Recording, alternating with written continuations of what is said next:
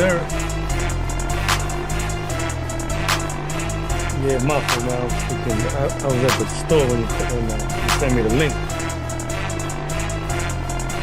Freaking,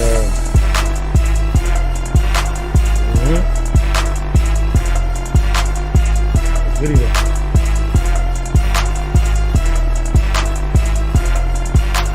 Nah.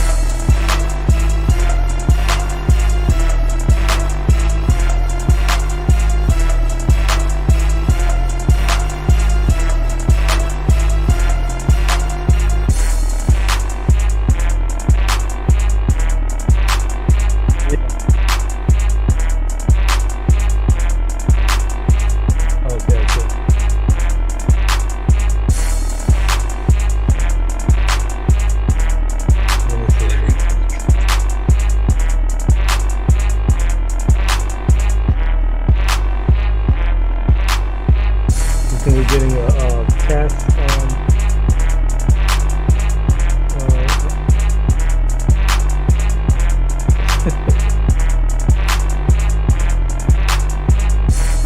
yeah. I see it. Yeah, you got the old lingerie affair. Did they stop there?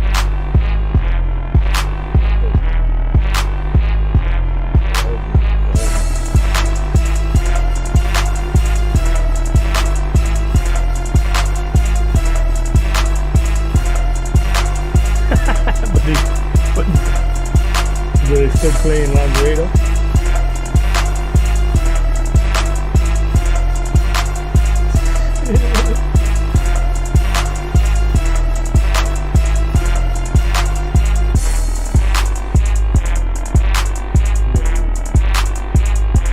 That's exactly what it is.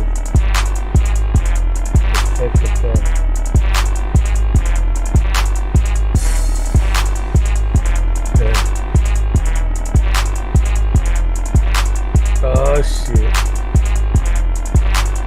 Only if George comes on here with his silly shit to instigate.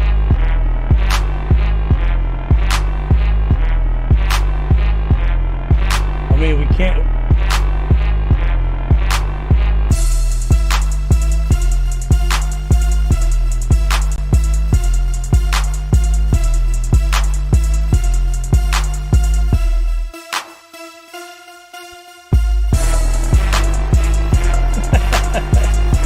I know what it is. Super Bowl of bus.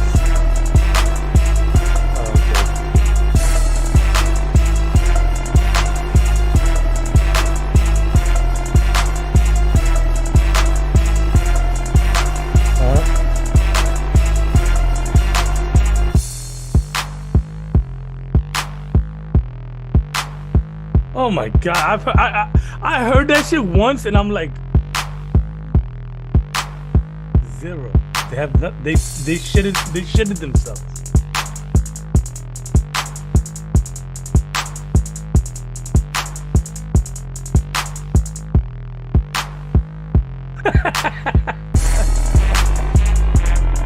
Who the fuck said that, Greenie?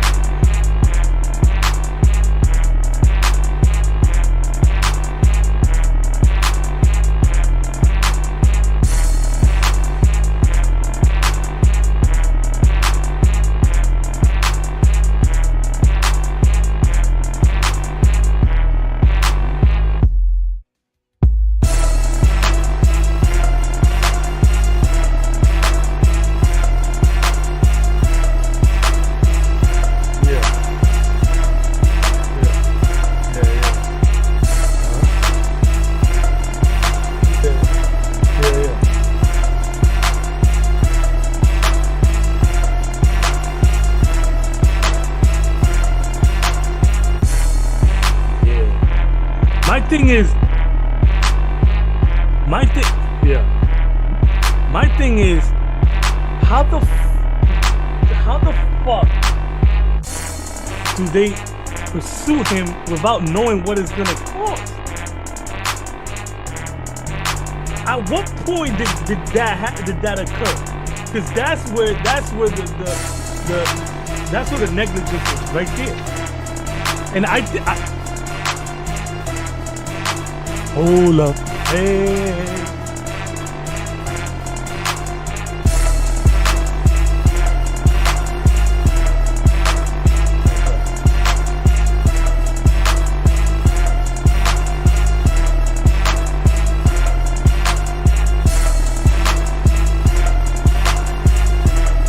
Paris Campbell.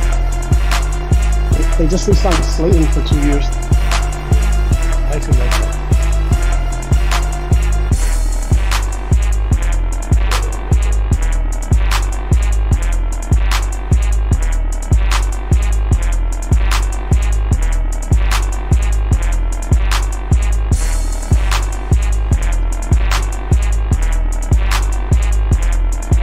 I haven't been following. I wanted to watch the rosters, but I haven't been able to follow.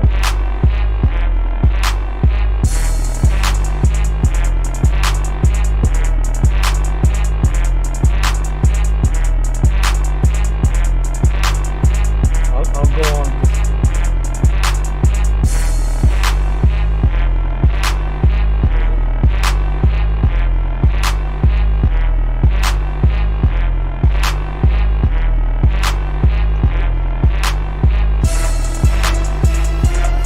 Elvis won't stop until his blood stops flowing.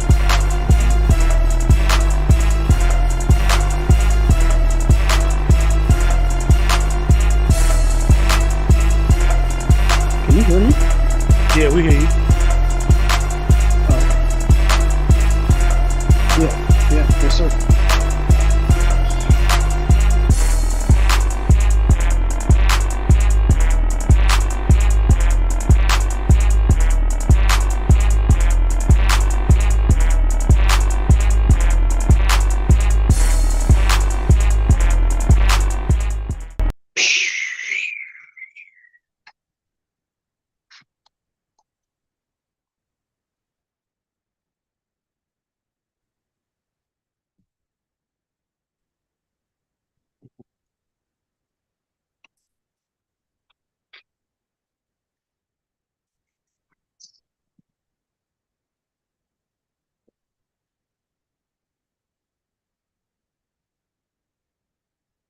Mhm.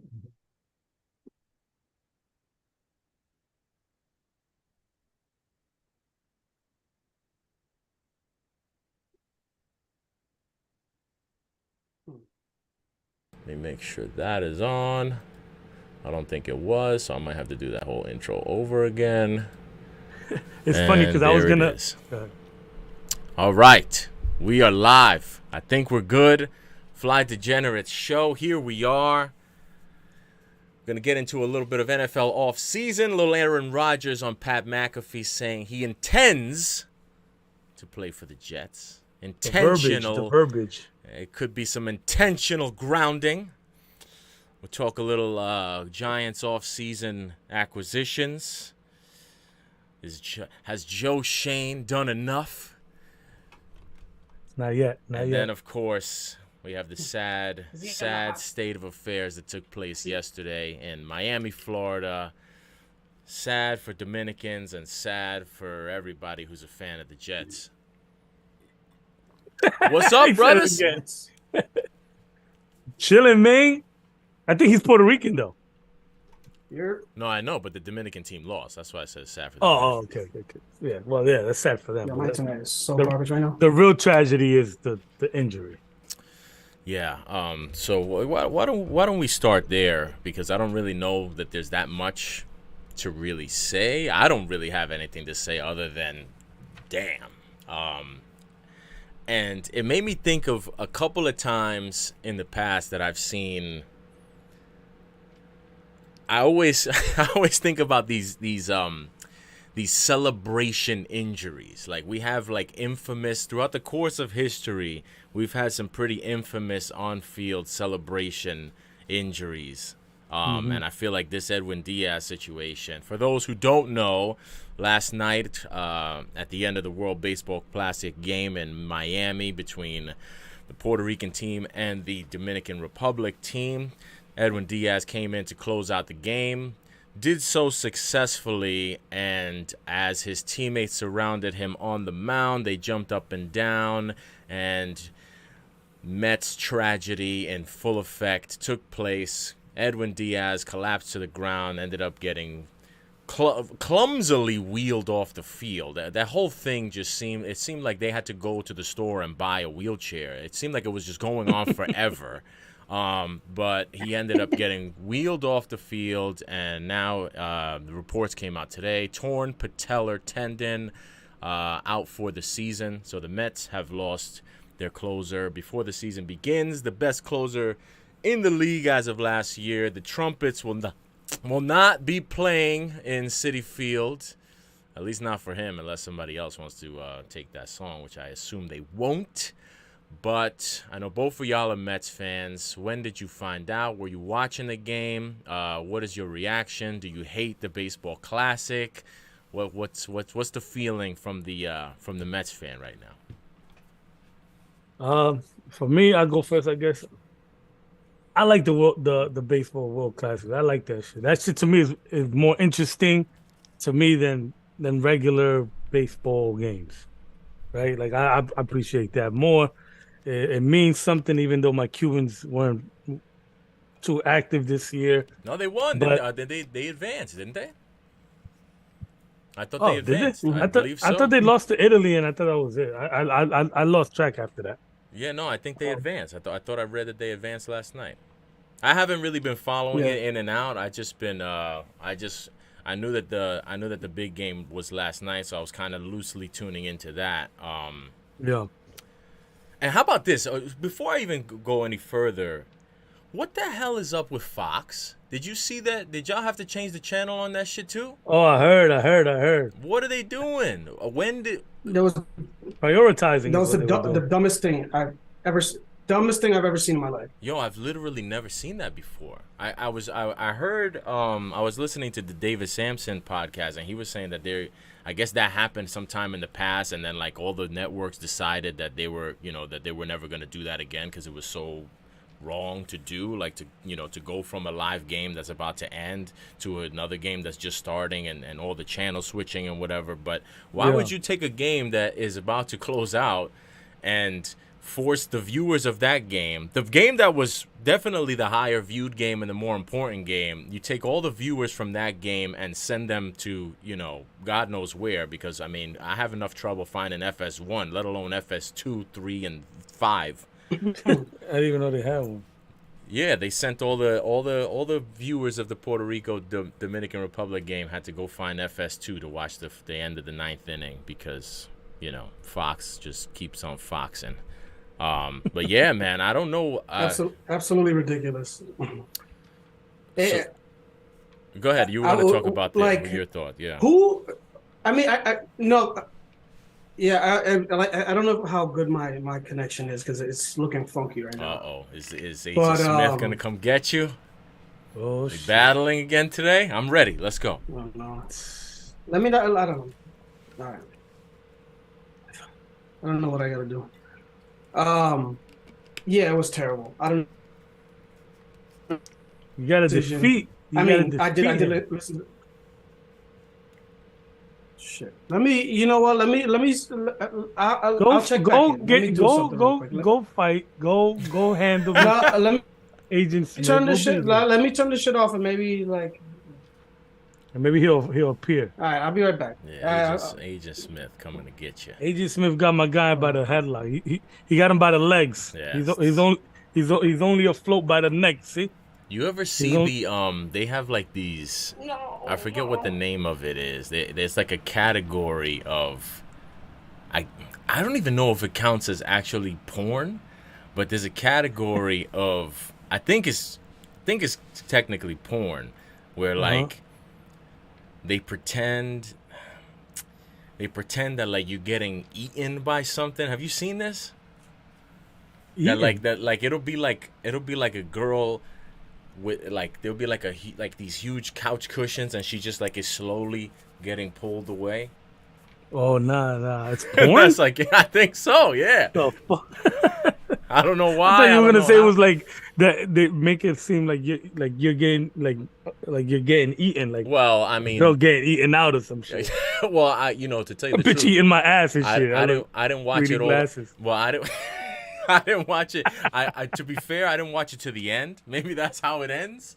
Oh, Spoiler, maybe, yeah. spoiler alert. But I just, the pandemic was hard, bro. We had to get we had to get creative. Of course. Speaking of getting creative, now I'm gonna have to get creative with this Zoom because we lost Flex and now the configuration is all off. But anyway, man, that sucks, man. Edwin Diaz out for that the really season. sucks. The good thing is that I think I mean, obviously the Mets have an owner that they're in position that they can they can recover. And they plan can buy another on player or whatever, but yeah, it's rough. I just think I'm more like, the first thing that came to my head was same old Jets. Same old Jets. Yeah, well, same old Mets, but I flipped it with the Jets. Nah, I feel you. It's the same old fucking shit. You know what I mean? Like, only us, bro. That shit would only happen to us. You see America? That's the Hulkster right there, bro. That's fire. I need to get some shit like that.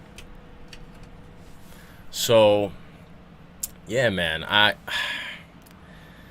mean, like I said, I don't really know that there's that much to say about it, other than that it sucks. But you kind of you can be happy knowing that hopefully, I mean, the way I figure it is, no matter what, I would put my best money on trade deadline mid-season.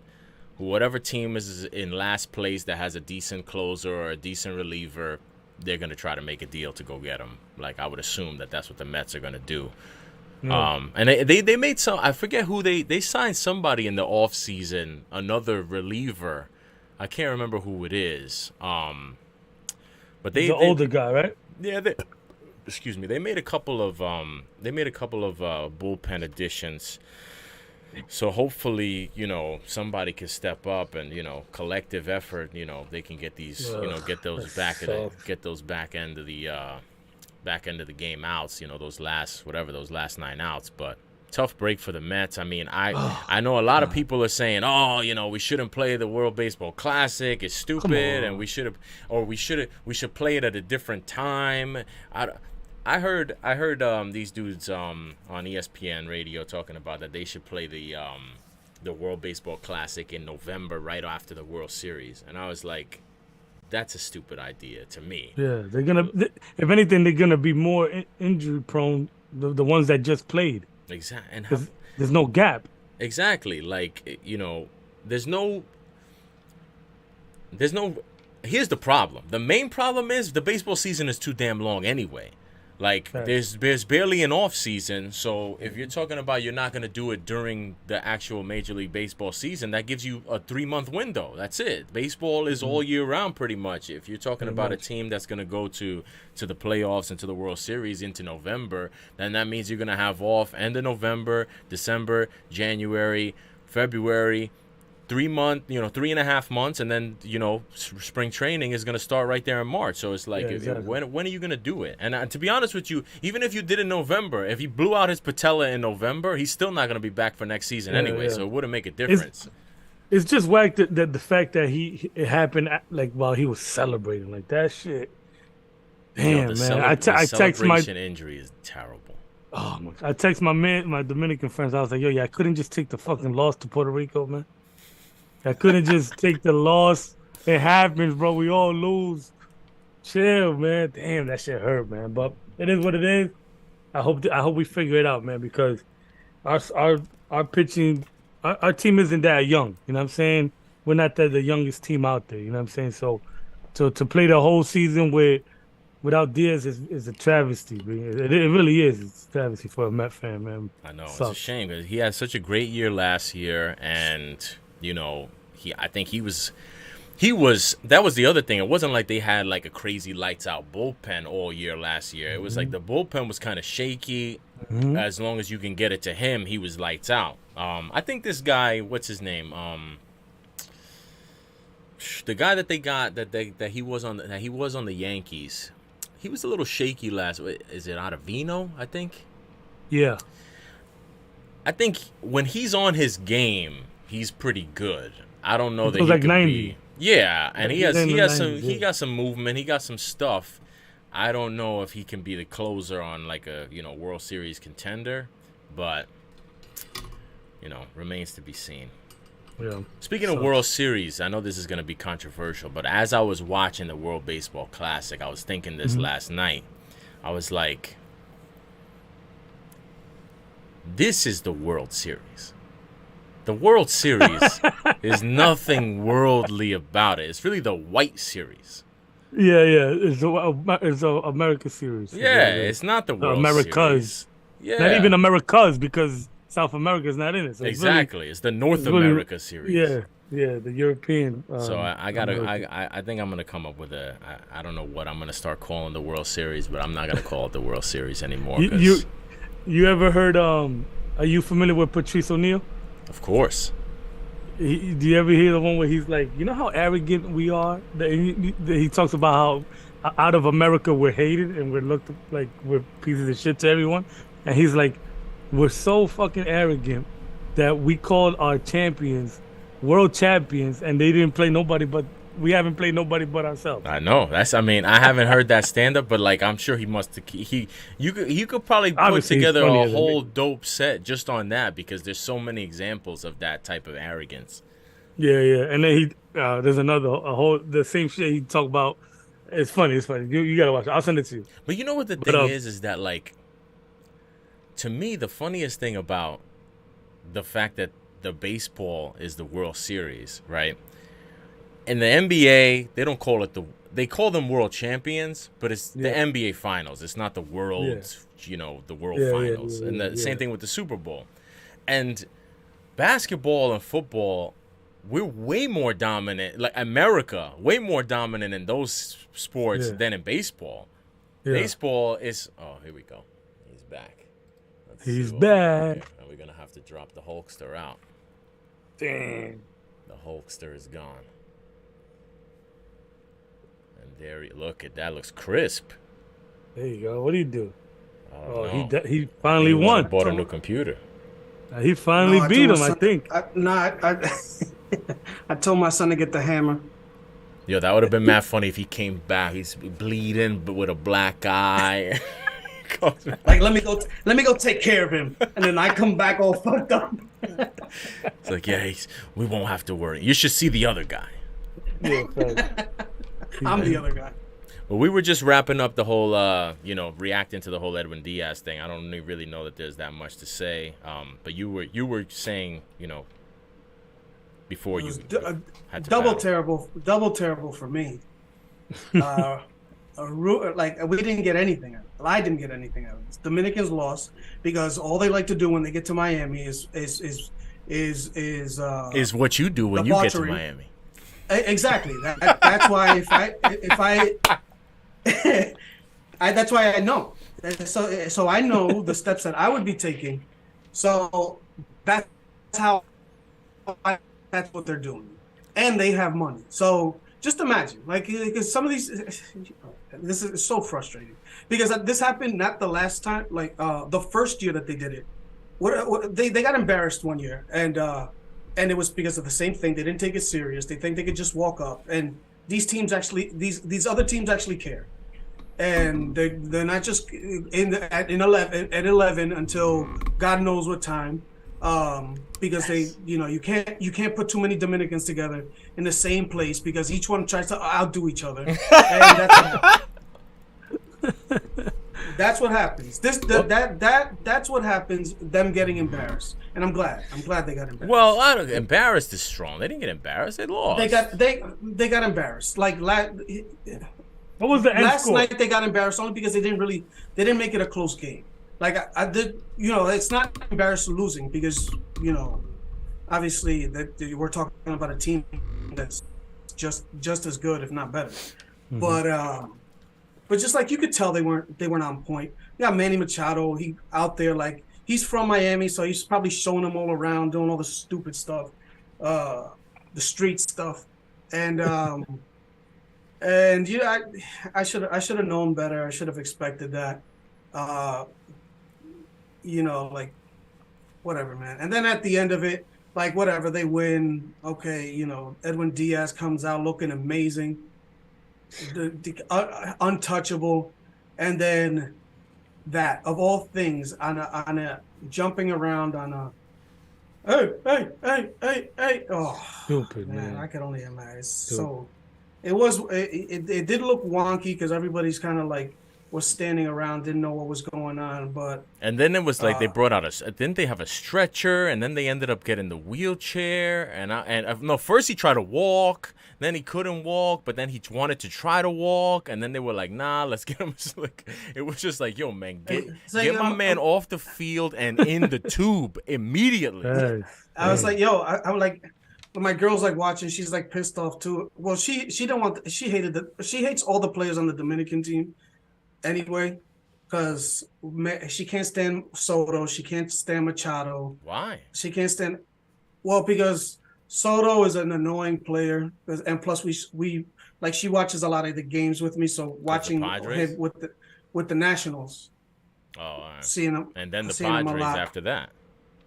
Last year. Yeah, and then Machado, she doesn't like. He has big ears, and Oh man, if she hates his ears, then she must really hate this guy. What's his name? Musgrove. oh yeah, but out of sight, out of mind. So this one we actually have to deal with this guy, and so she's standing around and she's like she likes more of the Puerto Rican players on the team. Well, at least two of them are on the Mets anyway, and Baez used to be on the Mets, and so she sees that, and then she sees that he's down, and I'm like, oh, maybe. I'm double pissed off. He's like, oh, maybe she'll be fine. I'm like, no. Have you ever seen a wheelchair on a baseball field? Unless it's Old Timers Day. Like, that's not good. That doesn't happen. Yeah. That's so whack. Yeah, man. Between the wheels and the tears, I knew there was no gonna be no good. I mean, he's crying, the brother's crying. I was like, there ain't gonna be this. Like, sometimes when there's an injury and you kind of, even if a dude is in a wheelchair or he's limping, or sometimes you look at it and you're like, oh, you just keep your fingers crossed and pray that the X-rays are negative, the MRI is negative. But like, I had zero hope that it wasn't going to be season ending. Like, it was just so obvious that was such a serious injury, and there was not going to be any scenario where it was going to be like, oh, it's not as bad as we thought. Like, you just knew it. Yeah, there was like a brief moment where I was like, oh, okay, they didn't announce a torn ACL, so that might be a good thing because you could do the ACL test. And pretty much, and during football games, it's pretty quick when they let you know or whatever. And then I was thinking of also like when Zach Wilson, where was still hope in the preseason, where it looked like he tore his ACL. So I was thinking maybe he got a bone bruise or something like that, and he could come back at some point of the season. And then, it was like 130, something like that, where it was just like. Yeah, I never thought it was an ACL just because of the fact that he could not walk. Like, you could walk with a torn ACL. The fact that he just, like, you could tell, like, when he tried to tough it out, he tried to walk, he wanted, like, with help, he tried to walk off the field, and homeboy could not even come close to putting even a crumb of weight on it. I was like, yo, this is, whatever's going on is some shred that took place there. Yeah, because also, like, the thing is that, like, also, I haven't seen a baseball player try to, like, baseball players are different, so maybe, ACL, they don't know what's going on, so it's like maybe they try to walk and then, something doesn't feel right because, ACL injuries usually don't happen. Yeah. It happened to Acuna that time, but so, maybe it was just like he did tore ACL. They don't really know how to act for those type of injuries, but this just sounds terrible, man. A patella tendon, like in his right leg. He's a righty, so that means that's his push off leg. Yeah. So who knows how that turns out. I know they said on that Samson podcast that they get the insurance money back, but they got to make us think about this, man. They have to do something to where, like, if the WBC, if something happens in the WBC, that money doesn't count on the cap. They're allowed to spend to like replace that player because I mean, it's bullshit because not bullshit because I love that shit sounded like amazing. Like that was the peak of baseball. Right. And it's a shame to like overreact to it, but it's like unless there's like protection, man. If you lose a player like that, you can't replace him anyway.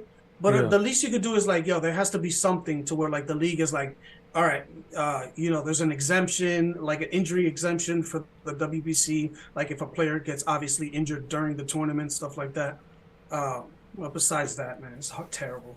I Yeah. mean, at least maybe they could, like the only thing is like a closer. Obviously, you're not going to get a closer of that level, but I mean, closer you could kind of stumble into somebody that maybe maybe catches fire, or the variable on a closer year to year, or the variance kind of it's hit or miss sometimes. So maybe they can find somebody that during the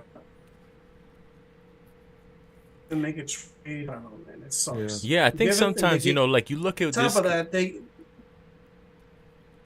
No, go ahead. no, and it's like for Jets Mets fans, like good news, and then you get that. Yeah, and I guess the it's like, because like what's give this it and guy take that it went away. to? What's the guy? Same old mess. Speaking of the Padres, the guy who the Padres traded for from Milwaukee, Josh Hader. Josh Hader. He's starting to look like an example of one of these of like a closer that they just get hot for a season and then they get sometimes they get hot and sometimes they get cold. Like even Diaz, like he had a hot season before he came to the Mets. Then his first season with the Mets, he was he was mediocre, to put it nicely. So maybe if you look at a guy like I was just saying before you came back, that if there's a guy at the trade deadline who is having one of those hot seasons on a bad team, like that type of acquisition, obviously, you can't have expectations that he's going to be as lights out as Edwin Diaz was at his best. But if you can get a guy who is having a good year on a bad team and just kind of committee your way, trying kind of through these innings, and like listen, like now I feel like the pressure is on obviously the starting pitching to try to go a little deeper into games, and the pressure's on the bats, man. The bats can't be going cold like they were last year. Like the bats gotta produce. That's a fact. So we'll see what happens. Yeah, it's just like it just adds another It's a level, travesty, I guess. man. Yeah, man. It's just like he's like the best. He's like he's got at least worst case he's top 3 at his position.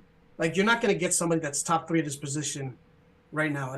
Nobody's gonna give that away. Like, and we finally got our farm system to a decent level with the prospects, but we can't tear that up for for a closer when we got one coming back, hopefully. Yeah. Okay. So speaking of good news for the Jets, bad news for the Mets. Good news for the Jets is that Aaron Rodgers has officially said the word Jets. Mm-hmm. That's something. He said that you see, it was weird because, he's a very tricky type of guy, especially when it comes to, like, and you know what the thing is? You say the verbiage, right? He's a very tricky guy, particularly when it comes to verbiage, because, this is the same guy who gave us the old immunized, trick of the hand with the speaking of verbiage. Like he's the guy who gave us the old slip of the wrist over here with the immunized. So like you got to really pay attention to every little word that this guy's trying to say, because he can be a little deceptive. And he said the quote was, "My intention was to play for the Jets." And that's what the direct quote is? I didn't even know that. Yeah, that's the direct quote. So if it was, what is it now? Yeah. I feel like he just wants to put it all on Green Bay, that they're the reason. He said that they're the reason that things are getting held up. which I think is kind of silly to say, but it's, I guess one man's opinion. How are you feeling, Mr. Jet? Mr. Jet himself. Uh, like I'm 99, 90, 98% that this is gonna happen. But until it's official in the league office, you can't really, you know. You know what? Let me just get Aaron over here. Maybe he maybe he can shed some light on the whole Wow, we situation. pivoted. That's what's up. That That's looks what's good. up. That looks I love it. official. Yo, that looks official too. Yeah. Now here's the one thing that I need to ask you, because I hope you're not gonna be one of these ridiculous New Yorkers with this ridiculous misperception of the situation.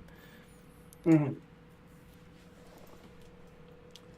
I've been listening to people all day yesterday and all day today, talk about all over New York, in the New York sports talk airspace, talking about how the Jets have the leverage.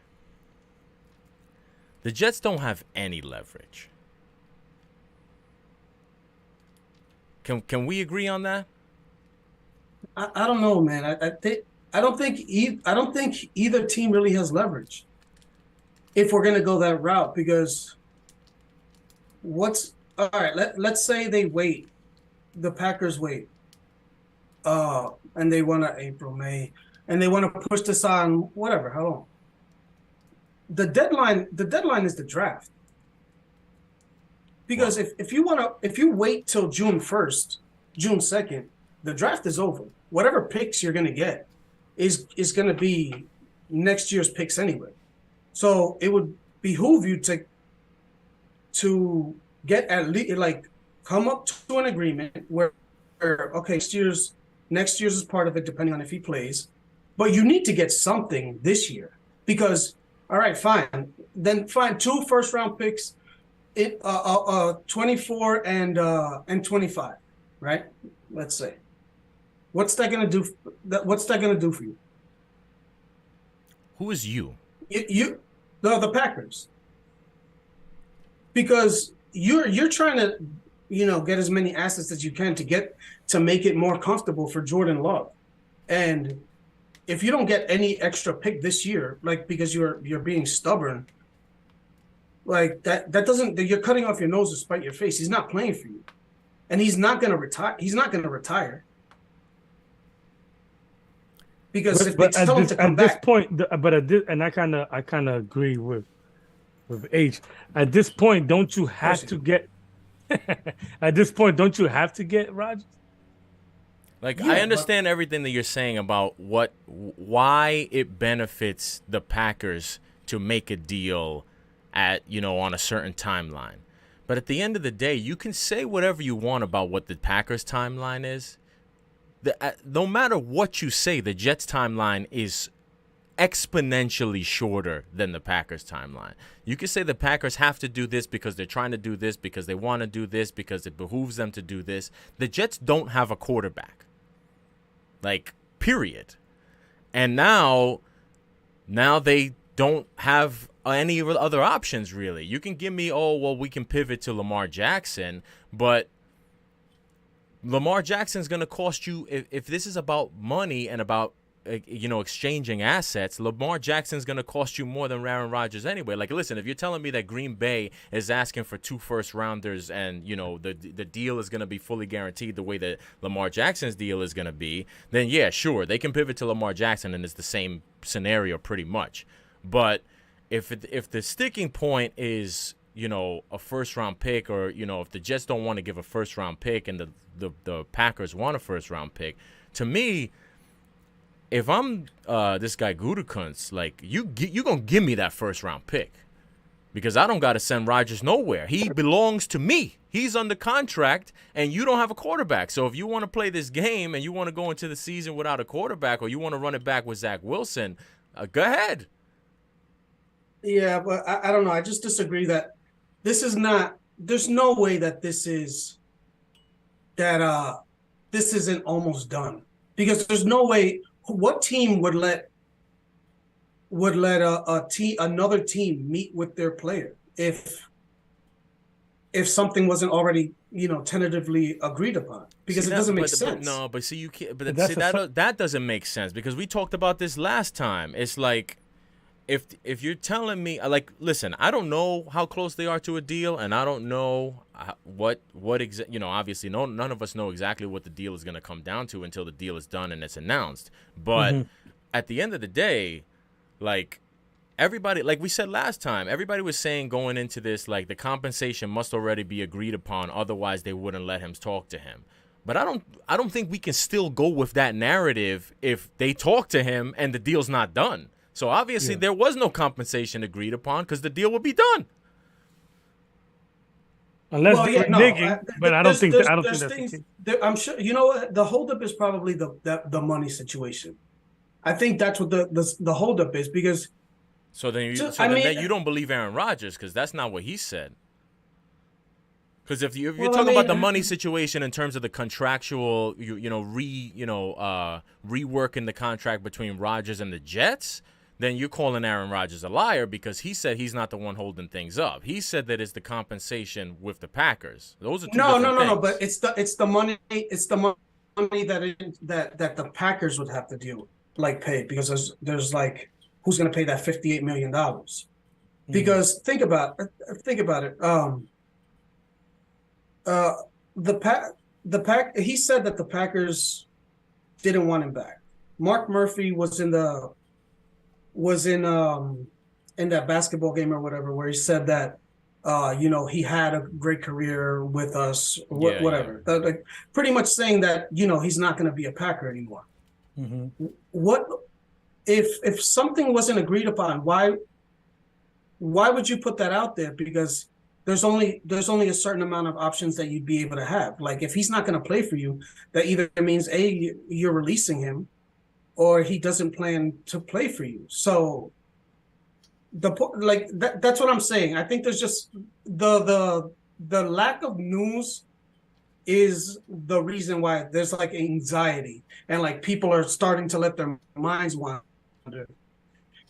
But in reality, it doesn't make sense, because think about it. If somebody tells you, yeah, let's say somebody's okay. An example, like random. If you see a car for sale, and you have $5,000, and they're asking $7,000 for the car. If you don't have 7,000, if they tell you that they're not moving, the price is firm, $7,000, you're not going to go waste your time, go to where this car is, waste gas, tolls, time, to go ask them if they'll take $5,000. No. Now, if you ask him if the price is negotiable, I have $5,000. Like, can you work? Oh, all right, you come check the car out. If maybe we can come to an agreement. All right, fine. Then you go, because you have some kind of an agreement to where something can be worked out. You know what I'm saying? Like, there's no way the owner, a billionaire, goes across the country to first of all make it known. Everybody knows now that this is happening, and for them to be like, okay, now we got to figure it out. I mean, it just doesn't. These people are business. Everybody's a businessman here. I understand what you're saying, but I think we're kind of making the same point. But like, don't get me wrong. Just because I'm saying that the Packers have all of the leverage and the Jets have no leverage, I'm in no way saying that it's not going to get done. I 100% believe it's going to get done. I'm not saying that I'm not saying, oh, well, what if they don't get him, or what if the deal blows up? I don't think that the deal's going to blow up.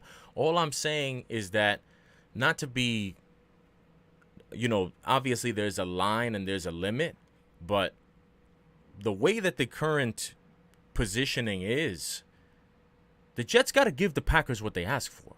I mean, like I said, obviously there's a line and a limit, but the Jets have played this in a way that at this point, like you said, owner flew across the country. This has become a big story. Jets fans are, dancing in the streets.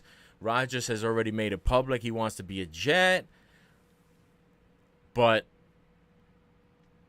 the Jets have nowhere to go. They are painted into a corner, and there's no leverage there for them. Like, I understand what you're saying about I'm not saying that the Packers are in the best, most powerful position that there is, but no matter what position you think that the Packers are in and how they're going to deal with Rodgers if the deal blows up for the Jets or if the Jets walk away, the Jets walking away is 10 times worse for the Jets than it will ever be for the Packers.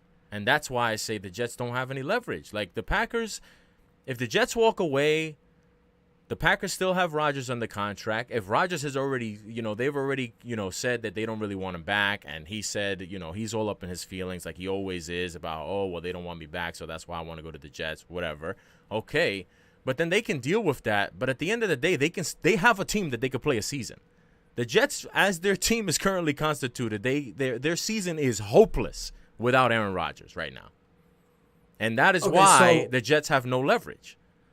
So you think it'd be smart for a team to instead of having a Hall of Fame player who said that, his intent is to go to another team, the team has already said that they're pretty much moving on. That's their word. Like, they said that. Yeah, you keep the saying team is that. moving on. Okay. Do you think that's a good look? Or I think it's a better look than the Jets trotting Zach Wilson out there. Like, this, to me, this is not about the Packers. Like, I understand like I said, I understand everything that you're saying about the position that the Packers are in. But at the end of the day, you keep talking about, oh, well, this is going to be bad for the Packers. This is going to be bad for the Packers. Where are you going as the Jets right now if you don't make the Rodgers deal happen? It's not about the Packers to me. It's about the Jets. The Jets have nowhere to go. All right, so let's say that the Jets turn around and give the Rams whatever they want for Stafford. What happens now with the Packers? Now, because now. Well, honestly, if that scenario, the ball is not in the Packers' court, and in the immediacy, the ball is in Rodgers' court. What does Rodgers do? Because if the Jets pivot and they walk away from the Packers and they decide, okay, we're not going to deal with the Packers, we're going to find a quarterback elsewhere, we're going to move on, you deal with whatever you're going to deal with the Packers. Now, the Packers are in a situation, like you said, they've already pretty much publicized. And listen, and honestly, I think the Jets fans in their own head are making a bigger deal out of it. Rodgers was going to be out of there last year, too. And then he didn't want to play for them. And they were going to do a deal, a draft day. He was going to be a 49er. We all forget that. And then all of a sudden, they kissed, they made up, and everything was fine. Like, we play this whole thing like it's a big deal. And these dudes kiss and make up all the time in these negotiations. Like, if you told me that somehow these dudes walk back their statements and the Rodgers kiss and make up and he finishes his career as a Packer, is that the most impossible thing to believe just because they had some a couple of little butt-hurt public words back and forth? I don't look at it that way. And even if you want to look at it that way, the Packers, okay, all right, so if the Jets don't want to give us the one that we're looking for, then, okay, Rodgers, what do you want to do? Do you want to come back now that you're not going to be a Jet like you said you wanted to, or are you going to retire? Because you were talking about that you were 90% retired when you were in the dark room, so what's your move now? And then if Rodgers decides he wants to report to camp, then the Packers got to handle it a different way. If he decides he's going to retire, then the Packers don't have to do shit. But at the end of the day, the Packers don't have to do shit. The Jets need to get a quarterback.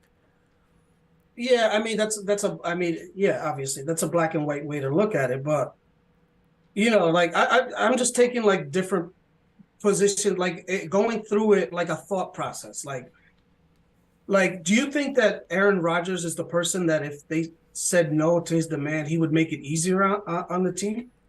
If who said no to his demand? If the Packers said no to, like, he wants to play for the Jets, do you think Aaron Rodgers is the type of person that's going to be like, oh, I'll retire and I won't get paid? I have no my idea money. what Rodgers is gonna do, but like But that's what I'm. he told you that he was 90% about to retire. So who knows? So are we Eh, taking him at his word? Because because I feel like you want to believe the things you want to believe. Like if he's saying that are we believing that he said he wanted to be a Jet? Or we're gonna believe that, but we don't believe that he was 90% retired because that's not what we want to believe. Like I get what you're saying, but like again, I'm not saying that the Packers are in the that they have played this perfectly and they got the Jets tied around their finger. All I'm saying is at the end of the day, the Jets have no leverage. Like whether or not you want to say that the Packers have a ton of leverage, like obviously they're in a compromised position, dealing with a quarterback, a legendary quarterback with the organization. It's always these types of things always have to be handled delicately when it comes to the end. But the Jets don't have a quarterback. Like I don't understand how you like the perfect example, the example you just gave about you're going to buy a car and you have money. Like at the end of the day, the guy selling the car has the leverage because he has the fucking car. Like you don't have any leverage if you don't have the car. You're looking to buy the car. The dealer always has the leverage. But he's selling it for a reason. Like that's fine. Like that, it's but still, leverage. He's selling it for a reason. Leverage, he's but selling it. He don't got to sell it to you. He don't got to sell it at all. He could keep it and sell it next year. Like you can say, the diminished asset. You could say that. That's fine. But at the end of the day, having a diminished asset on your roster is different than not having a quarterback when you've gone all in for Aaron Rodgers and this thing has become such a big deal. Well, yeah, but I think that's part of the problem. I think his problem was that, well, one thing is that the reason that there's all this speculation is because no information is getting to Adam Schefter and Ian Rappaport. That's one thing. They're not getting any info, so this is why people go crazy with what's going on, right? But what info would make a difference? What info is there to be had? What do you mean? There's info in terms of like they have a concrete, like somebody's leaking the concrete amount of like compensation that's going back to the Packers, because a few weeks ago they were saying like, oh, it's a mid-round pick. You know? Yeah, what I'm exactly. saying? Like, that was before Carr signed. That was before Garoppolo was gone. That was before all these quarterbacks got scooped up. That's the point. Had the Jets put the heat on the negotiations back then, they would have had more leverage because they would have had more options. As with every passing day, they have less and less options. I don't know. I think the disconnect is just that I think that they're the compensation with them has been pretty much worked out, and there's other stuff that they got to figure out. So you think Aaron Rodgers is lying? I mean, you said he's tricky with his words, man. He doesn't paint himself into a box to where you could say he's lying. He could just say, he said that pretty straight up. I mean, you saw the interview, but he said right? that they have to just work out the compensation. I have nothing to do with it. That's what I'm saying. Like, okay, so like maybe it's money types, or maybe it's players. Whatever. I just don't think that now, after they got the okay, after they do this, now they're gonna start. Because if the price was from the beginning, they said 3 first-round draft picks, then they would have moved on already. All right, well, I don't know what you're basing that off of, but, I guess it is what it is. I just don't see where the Jets have any leverage because they're the ones that don't have a quarterback. And, I mean, if I'm taking Aaron Rodgers at his word, he's saying that he's not the one. There's nothing with him holding up the deal. It's purely about the Jets and the Packers. He primarily put it on the Packers in terms of what their compensation demands are. And to me, if I'm taking Aaron Rodgers at his word, then the compensation is not worked out. And that makes sense to me because if it was, the deal would be done. Yeah, that's what I want to know. I want to know what, like, the things that we don't know is what was said when they said you could speak to Rodgers. Did the conversation get settled, hashed? Did they even speak about it, or did he go, or were the Jets just wanting to know if Aaron Rodgers was really, if they were really planning to let him, to trade him, to let him go. And then they say, okay, yeah, yeah, they green lighted that, and then the Jets said, well, okay, so let's go talk to him, because most, like you said, most teams wouldn't do that. It would be they negotiate first, boom, boom, boom. Yeah, it's gonna cost this, boom, go talk to him. But we're assuming that's what took place. What if that didn't take place? What if they Yeah, did but just? Go ahead. they'd be falling. They'd be like falling for it. But that's You what know what I'm it saying? almost seems that way And because of that. no, go ahead. You were talking. It almost seems that way because it's like, why isn't the deal done? See, Feel and me? that's what I was gonna say is that, like, to me, like, not to be like, listen, we don't know how grimy the Packers might be. They might have been Yeah, like they they could be might have been reneging. Yeah. they might have been compensation agreed upon, and they might have talked to them before he went into the darkness retreat and said, yeah, we're gonna be moving on. Maybe we'll look at a second round pick. And then weeks and weeks are going by, and Aaron Rodgers is playing games, and then they flying out to this, and the deal is not done, and Garoppolo signs, and all these dudes sign, and then they might have been like, yo, you know what? Now that we following the Douchebag story, shit. now that we're following the story, we're looking on ESPN. We see all the Jets fans getting hype, and now we know that you painted into the corner and you don't got options. Give me that first round pick. I changed my Yeah, mind. which would be bad and would be a douchebag thing. But those are the two options to me. It is either Green Bay did that douchebag thing, or the Jets got too eager. One of those two happened. Yeah, because the thing is, it's like one thing. I mean, that's not how you conduct business. Just in general, like you can't, Why like not? if I you do would. that. Well, but you got to understand. You have to deal with other teams as well. You got to. There's other teams that you're gonna have to deal with down the line. Yeah, I but come on, mean, bro. You're gonna sit in there and you're gonna honestly sit here and tell me that teams and negotiations don't do cutthroat, dirty shit to each other? I mean, come on. Like, yeah, what do but we they think do this that. They is? do that shit. They do that shit more to players, man. I think.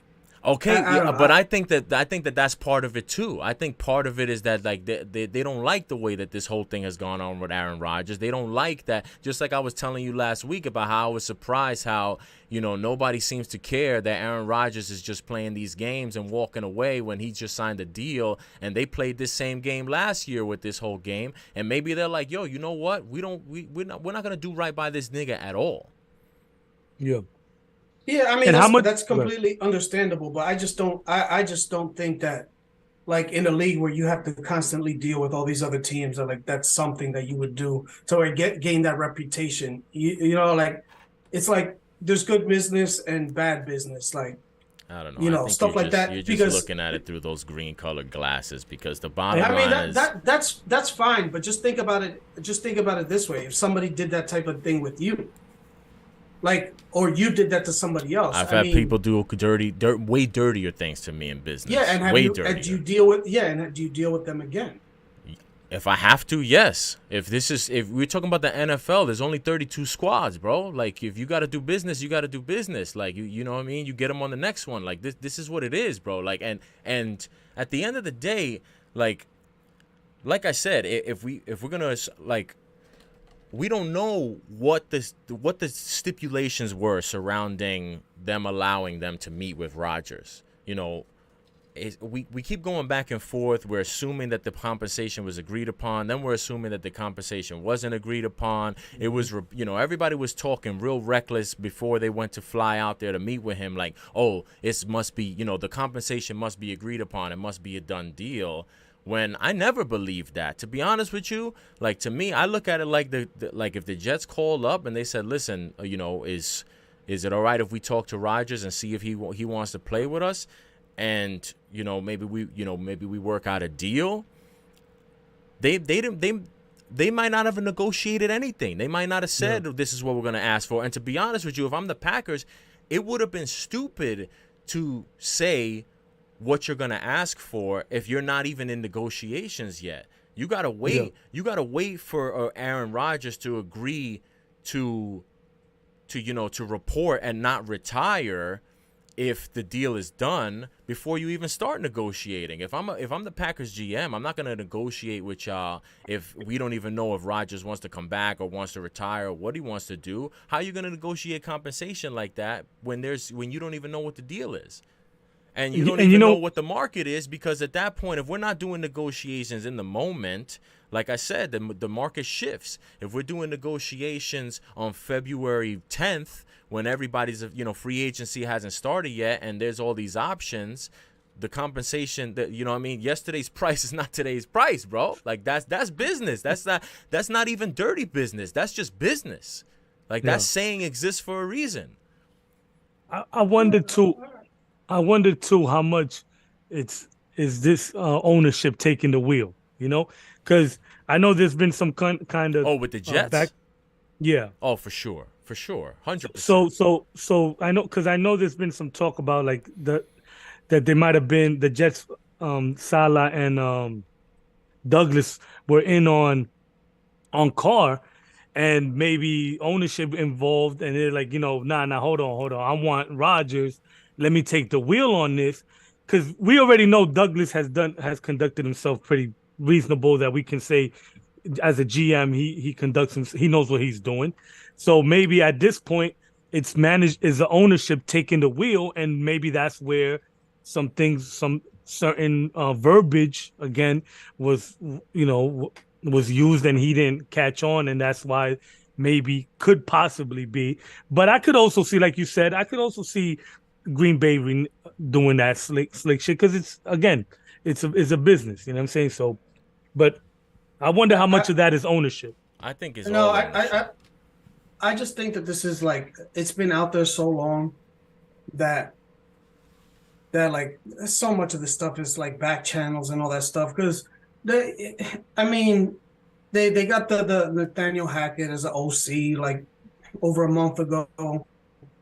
You know what I'm saying? Like, that's why it's just, there's just too much there to be like now we're gonna figure it out. Yeah. You know what I'm saying? Who has the ball? Who has the ball on their court right now, though? I would say I would lean to Green Bay. It's like Green Bay can wait longer than the Jets. No. That's my whole point.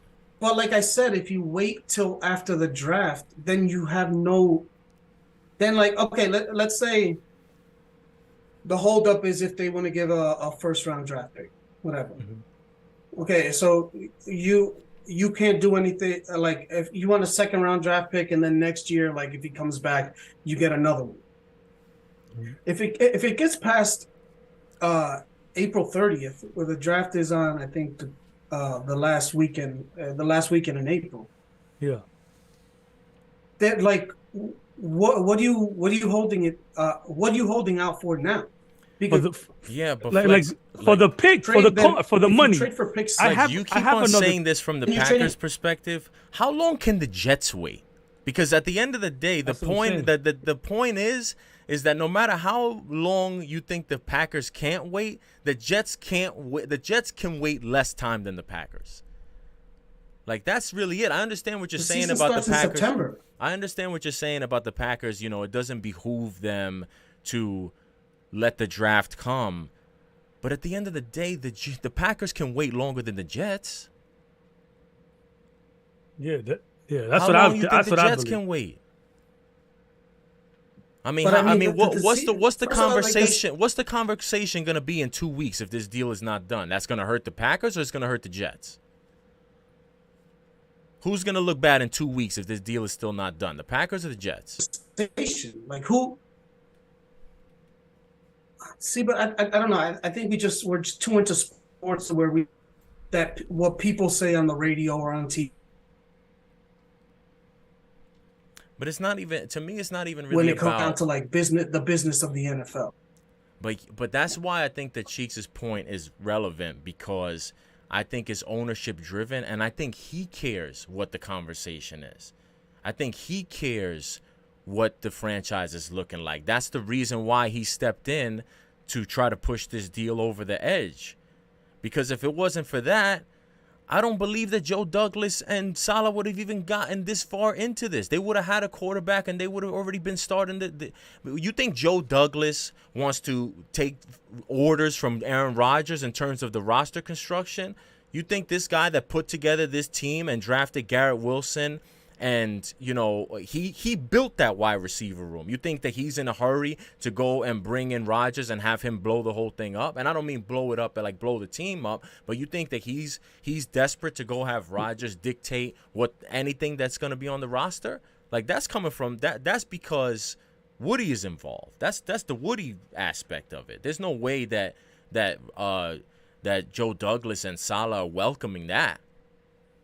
Yeah, and also I feel like Rodgers is not playing for Green Bay, regardless. Even if everything backs out and the Jets back out, the Packers they don't have to use Rodgers. He's, you know what I'm saying, like I'm not sure about that. I mean, I would definitely lean heavy, but I would have thought that last year though, bro. Like it's easy to forget that they had this little kiss and make up, bro. Yo, bro, this time last year, it did not look like Rodgers was coming back to the Packers. Fool me once, fool me twice, bro. You and not only that, but like look at this, bro. And not only that, he didn't even have a contract last time. This time he has a contract. Mm-hmm. But that's why I think they feel more done dirty. Like they're really, I feel like they're completely. I like, agree, but that's why that's I feel what I'm saying. Like so they're gonna make this hard. They're like, I feel like they will keep him on the roster just to spite it. Like that's how what I'm saying. Look at it. But that's what I'm saying. They could just keep him on the roster and know Rodgers' temper and know how he is and know that he's probably not gonna play. He'd rather retire than play for the Packers. I think so. At the end. I think he'll either rather retire or if he don't want to give that money up, he'll show up. You think he's going to retire and if the Packers say, nah, if they're not going to give us the one, then we out. If the Packers say that, you think he's going to walk away from that money? I think he's going to report and he's going to play that last season with the Packers. I think he's going to get that check. You're probably right. I mean, he ain't crazy. At the end of the day, really needs to get done, man. I don't know. I just think if you think that he's gonna come in and like just shut up and dribble more or less, I don't know. I don't see that neither.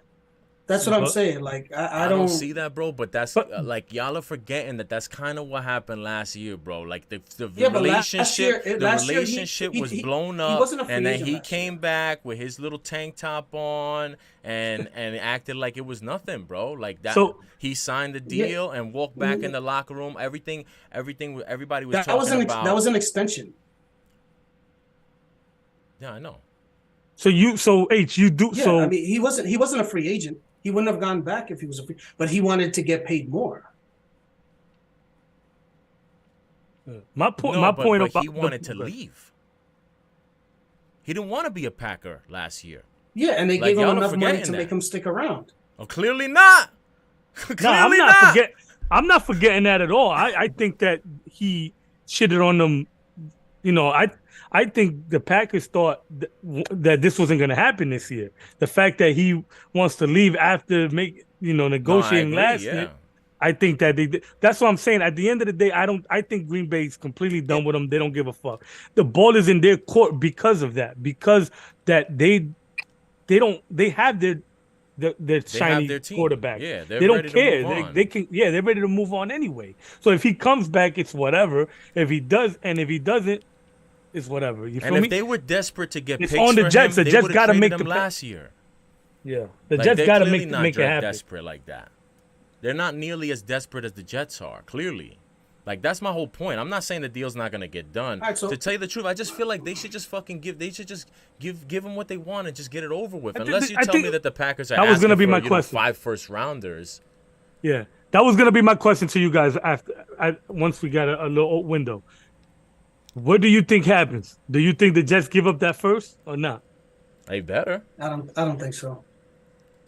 I think they have to. No, I think if the Packers get rid of Rodgers without getting that first, that's dereliction of duty. Yeah, because the Packers could just hold out. The Packers could just say no, fuck you then, right? Or am I bugging? That's the where I'm ball at. is on the Jets' court, man. The How ball is so? in the Jets' Explain, court. please explain. All right. What are the Packers gonna do? You They're can't gonna mute him, right? keep a fucking Hall of Fame. They're gonna keep a fucking Hall of Fame quarterback Oh my on the God. bench that's gonna be bitching and moaning, and then put the pressure, and the guy fucking sucks. They're gonna put the fucking bat. They're gonna have to call for Aaron Rodgers if what's the name starts sucking, which he probably will. But that's the point. Is Love. that you think that like that's why I keep The saying Packers for me messed it's up. not That's about the Packers. The CEO, whatever, when he said, "Oh, Yo, how come the Jets fans what's don't his pay name? their internet bill? What's up with that? Hey man, I'm in the garage. Y'all trying to save money to give it to Aaron Rodgers or cement. There's a lot what? of cement Holy between- smokes! I'm in the garage. There's a lot of cement in between. Damn, to what's build going the cat. on? To build a cat. And No, I so got- and okay, I got my son- so you're not willing I to got my give the son first watching Disney. rounder? I got my son watching Disney Plus upstairs. Oh yeah, I know that really gets into the bandwidth, that Disney Plus, bro. We're giving him a second round this year, and the Yeah, next year man, we're probably it's not willing. It's just like I just don't think that's like a thing, man. Like who's gonna give up a player that's possibly gonna play 1 year? Damn. But that's Yeah, my but- thing is that like I get that, but like you've already gone down this road, bro. You have done everything to commit to it's Rodgers or bust. Like it's no other options at this point.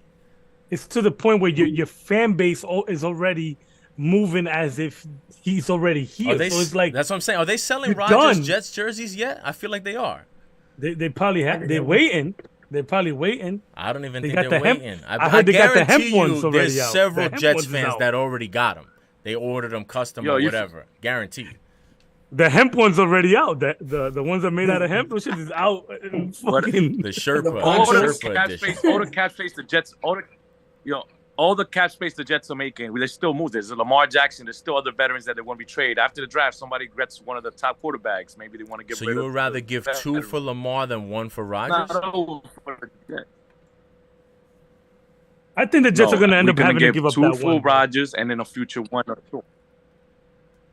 But that's what I'm saying is that's why I don't feel They like want 2-1 Rodgers supposedly. is a- Supposedly the Rodgers Packers is- want 2-1. They want 2-1s? This year, next year. Supposedly, yeah. That's the last Yeah. report I said. I mean, saw. like I don't blame the them. Packers want that 2-1. makes sense though. That makes sense to me. Like I don't blame them for asking for 2-1s because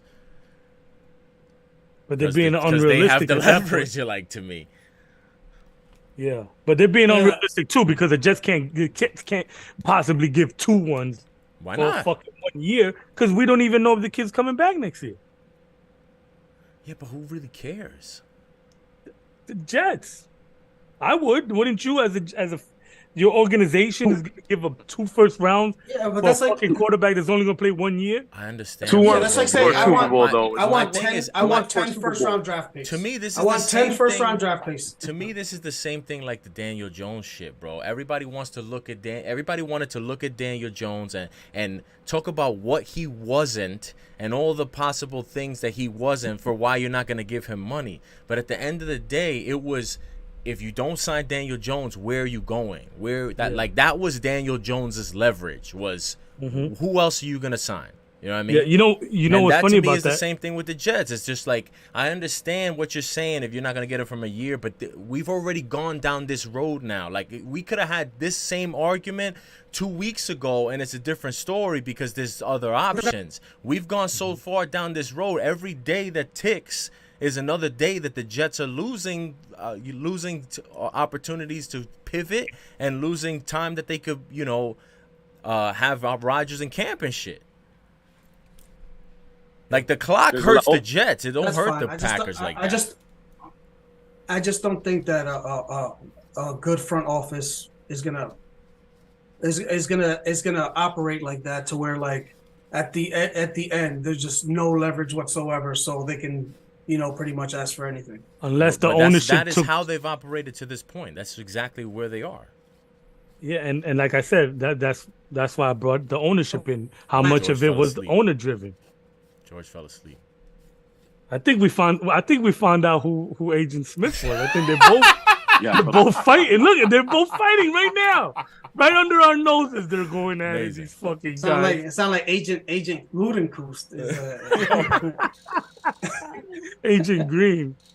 You don't like what we're saying, Man, but the I don't know. ball- I just the think Jets have I a lot of just options, man. think that they don't get down they don't get down this far if it's not a possibility. Like you know what I'm saying? Like it just doesn't make sense to. What do you mean if it's not a possibility? It is a possibility. You gotta give up your first. No, but that I just think that that this is all. I don't know. I just think that most of it is done. That's what that's my whole argument is based on that.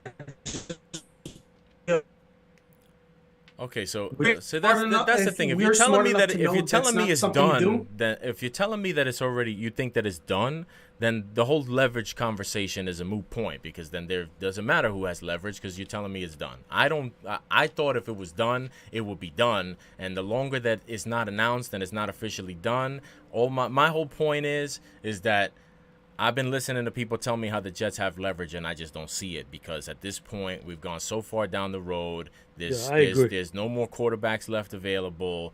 The Packers have their team for next year, and the Jets don't. And to me, that's really the end of the story. And I'm not saying that to shit on the Jets. It's not insulting the Jets at all. I just think I want to see this get done. I want to see the compensation, whatever it is, and I want to see Rodgers officially in a Jet uniform and put this shit to bed already. Facts. The Jets could just go throw any veteran in that offense with that defense and win. Rodgers will take how many years does it take to be a veteran? Is 3 years enough? They're not doing nothing with Zach Wilson would be a veteran under that scenario. It's Rodgers or nothing, bro. Don't forget, Mike White was winning.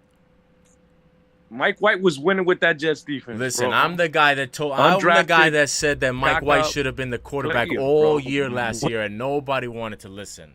I'm the guy that told you should have had Mike White starting from the beginning last year. No Flacco. It should have been Mike White the whole year, and everybody thought I was a fool. But I did say that Zach Wilson will be a Jet next year, and he is. So. Well, I didn't say he wouldn't be a Jet. I said he wasn't going to play. I didn't say he wasn't going to be a Jet. I just said I just said that his time here is his time as the starter is over. That was what I was saying. Just because I knew that, But it's not because they're still holding on. Well, it's not if they don't get this Rodgers deal done. Because, I think it's gonna get done. It's gonna get done. The thing is, the whole point of this whole conversation is who has the leverage, right? The deal is done because at the end of the day, if the Jets gonna have to give up that first round this year, the 13th pick, they're gonna do it. They have to. And that's it. So, in my opinion, and I think it's obvious that Green Bay has all the leverage. They have the car, they have the car that they're selling, and then they have the fucking new car that they don't have, that they could use to get to work and back, and they don't need to use exactly. But how about if you gotta pay that? How about if you gotta pay? Bro, but both cars, you gotta pay both cars. You got the fucking new car. Fucking putting pressure on the. If the new car fails, everybody's gonna start calling for the old car. Yo, y'all keep pointing at that. The Jets have no car. They're walking. You can put anybody. You can fucking put anybody. Yeah, but they got money, you can put a fucking go get a hoopty and fucking push it with that Jets defense, bro. Yo, the Jets have no car, bro. You could say that. But if look, we'll get our Felix's Ryan Tannehill, the Jets have no car because one is retired and the other one's playing in New England. So it's fucking. New Orleans. Get Ryan Tannehill. You throw Ryan Tannehill in there, and they're already gonna. I'm gonna hang out if you say that again. Yo, they could throw any. But that's not the goal. Any veteran in there. No, I agree, that's why I thought that this should have got done a long time ago. Once this shit got so crazy, because that to me is the biggest shame of it. If I'm being for real, the biggest shame of this shit is that Rodgers and all of his bullshit is the reason why the Packers have leverage. The Jets need Rodgers needs the Jets way more than the Jets need Rodgers. The Jets are the ones with the squad. That's why I'm saying, like, that's the real shame of this shit is True, that I guess. the Rodgers needs the Jets at this point way more than the Jets. The Jets need Rodgers, like you said. I think the Jets, when they had all those options of veteran quarterbacks, they could have brought any one of them in. Like, I understand and respect them trying to go for the go all in for the best one, the biggest one, but they didn't need to do that. They would, like, any of those, viable starting quarterbacks going into next year, I would have picked the Jets as a playoff team, possibly to win the division. I know they wanted to go hard and go for the big fish and try to get Rodgers, but now this shit has gotten to a point where they've completely lost all the leverage. That was the whole point I've been trying to make from the beginning. And I really question how much of this is ownership. Like, I really do believe the fact that Saleh and Douglas were ready to go with Carr just because they didn't want to play this Aaron Rodgers game, and I think it was mainly Allen. What the fuck's his name? The ownership Woody Johnson. Yeah, I thought once Woody Allen. Woody Johnson. I thought once they met with Carr and they supposedly had that good meeting, and I know that Hackett has a relationship with Carr from one of his stops too. I think I saw that it's not just a connection with Rodgers. I forget where Downing, sorry, yeah. I thought they were ready to go in on Carr. Well, they promised him Hall of Fame, so they promised him a Hall of Fame jacket. I heard. All right, so let's just hear it. Let's just go through it. Flex, when does the deal get officially done and announced, and what's the compensation? By Monday. This year, you get. Word life. When does the deal get done, and what's the compensation? Second, that can go up to a first next year. The compensation second, yeah. I say where we at? We on a Thursday. I don't know, man. I think that the Jets are gonna have to give up that number 1 pick, and I'll say within sometime within the next 2 weeks it'll get done, and the Jets gonna have to give up a first round this year, maybe a second or third next year. And finally, bro, can y'all hear me? Yeah. Yep, it's on you. Bro, y'all hear me? Yeah. When does the deal get done, and what's the compensation? Listen, before I get to that, you're gonna pay $59.5 million for a guy to stay in your bench. The leverage is all to the Jets. That's it. All Aaron Rodgers says, yo, fuck it, I'm gonna be a piece of shit. I don't like these people, and they'll keep him on the bench for $59.5 million. That's how fucking much he's gonna make on 2023. That's crazy, bro. The leverage is on the Jets. The deal's already fucking done. They just want their name all over the fucking media. Aaron Rodgers is already a Jet. Y'all just don't know. We don't know yet. Well, no. All kidding aside, I didn't want to say this, but I actually have an inside scoop on some of the other Rodgers stuff that's first going round on. draft picks. Oh. Wait, wait, hold on. What do you think? Don't be slick here. What do I think in terms of the compensation and when it gets done? I think that the Jets will have to give up at least one first. This whole idea that it's going to be a mid-round pick, I don't see that. I think they'll have to give up at least a first at some point, and I think it'll get done and announced sometime next week. I think Monday is aggressive, but I think if it doesn't get done if it's not done by next Friday, niggas gonna start getting antsy, man. I'm telling you, if Rodgers makes another appearance on Pat McAfee and he does it as a fucking not a Jet, like that media beast is gonna that monster's gonna keep growing, bro. I'm telling you, I know you want to pretend like it don't mean nothing. That shit means something. It means something to the person who is important, and that's Woody Johnson. But also, this. Damn it. This guy's. Is that Felix? Is that me or Felix? No, it's out Felix. Oh, the whole time I thought it was how me. he was doing. He was so doing so good. That's just the Jet gods saying we want this Jet guy to answer the motherfucking question. Okay, what's going on? I already fucking answered, and I'll say it again. The deal's already done. What happened? George, Go frozen. ahead. You got the mic. Oh, I heard something. I thought he was trapped in a metal cage. I can't hear off you.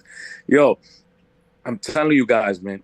The Packers owners are the fucking fans. They don't got money like Johnson. Johnson got money, fucking COVID money.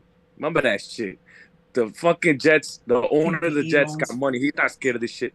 The Packers are not going to hold to almost $60 million. And I don't even know. I got look up what they're going to make on 2024 on him if he stays. He could just be a dick and just sit there and not do shit and just be a grouchy man.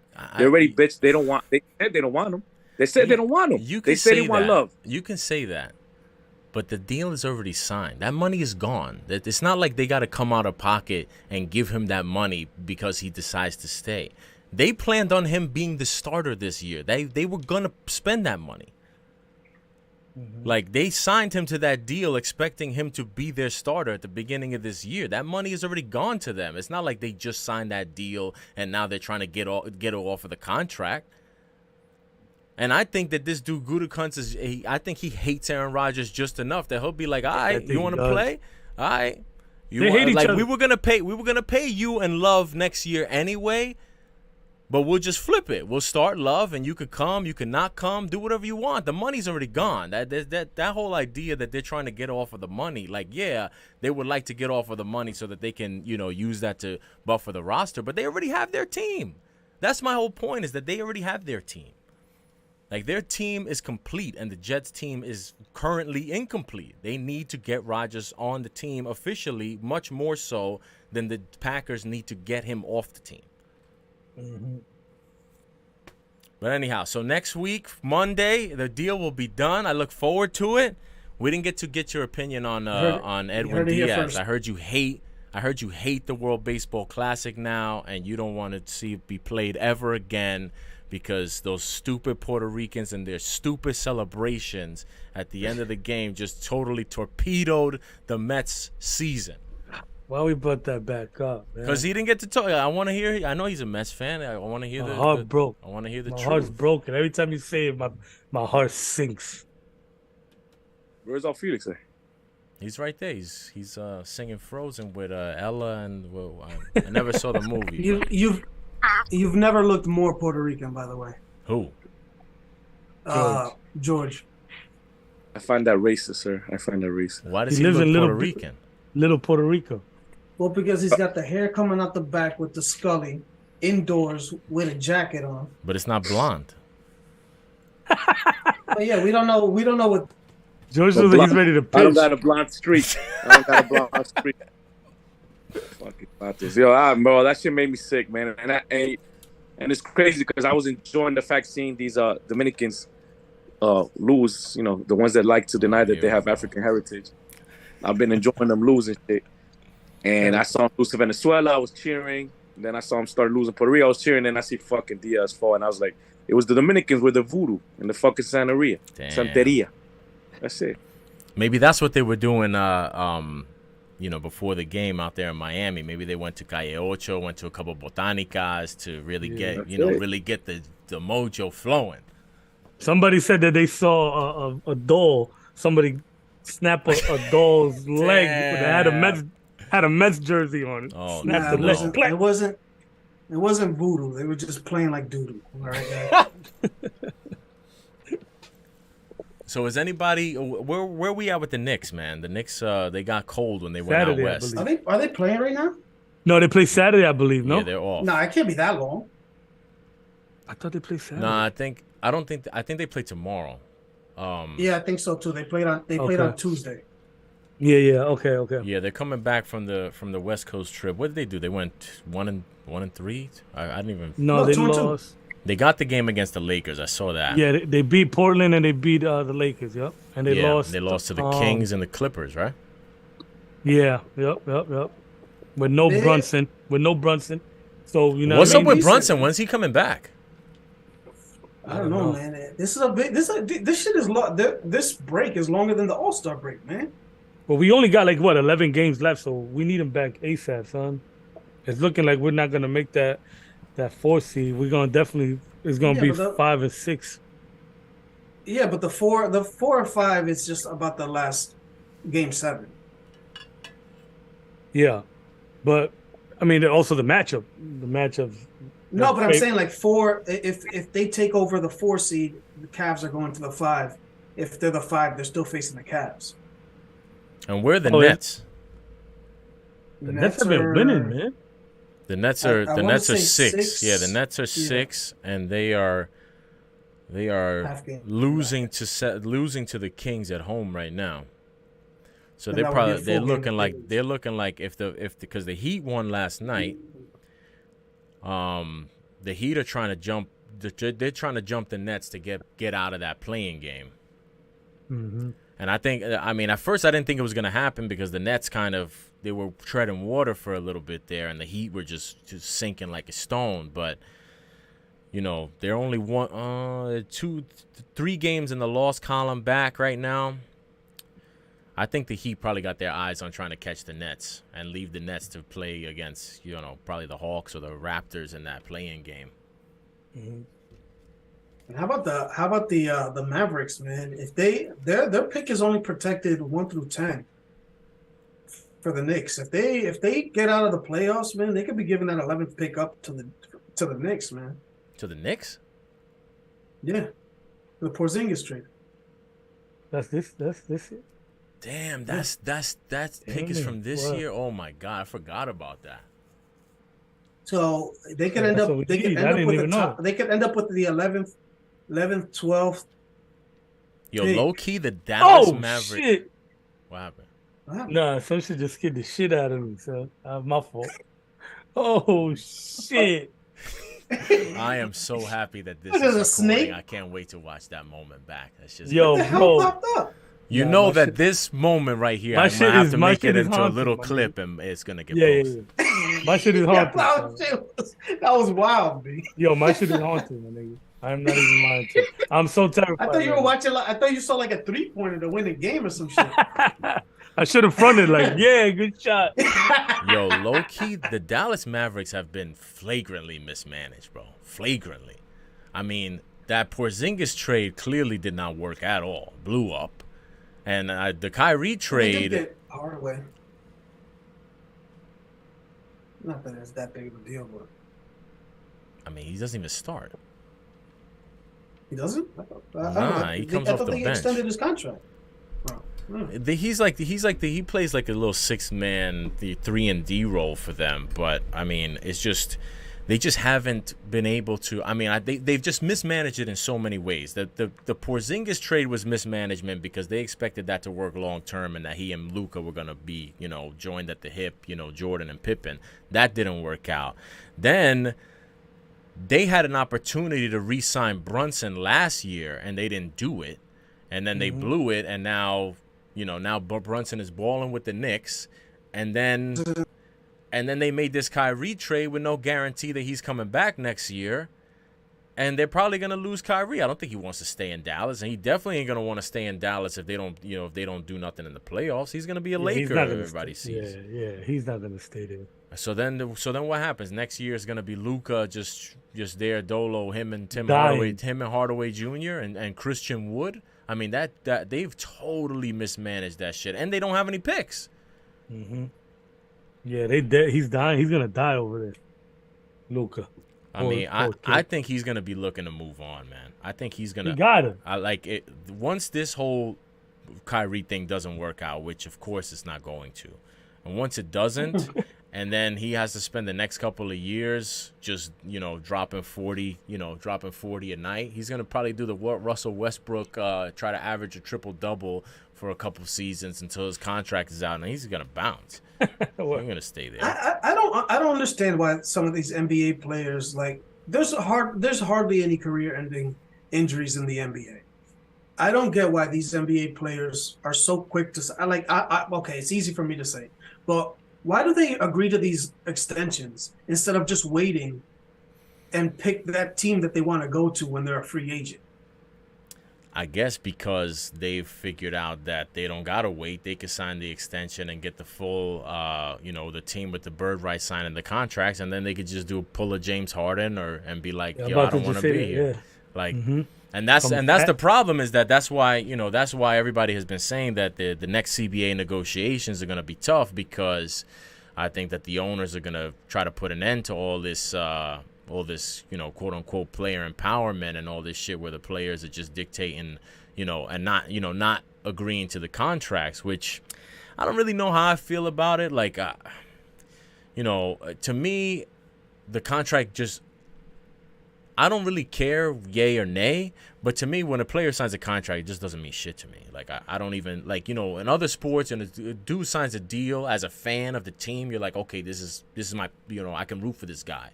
Like, with the NBA, a dude signs an extension, it means nothing. I mean, KD signed a 4-year extension last summer.